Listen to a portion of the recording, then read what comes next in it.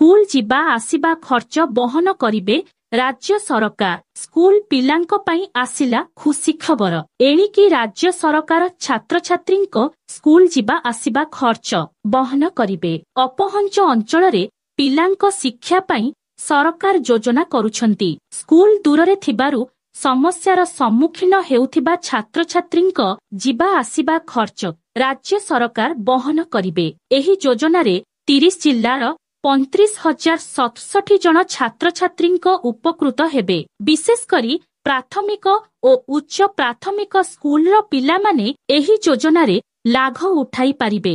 विभिन्न जिल्लारे सरकारी विद्यालय गुड़िक दूररे थिबारु पिलामाने अधारु पाठ छाड़ुथिबा समस्या देखा जाउछि। एहाकु दृष्टिरे रखी राज्य सरकार एभली निष्पत्ति नेइछंती। अन्य पक्षे जेउ छात्र छात्री मानंकर विद्यालय 75% उपस्थान होइथिबो सेमानंकु एही योजनारे आर्थिक सहायता मिलिबो बोली ओसेपा पक्षरु कुहा जाइछि।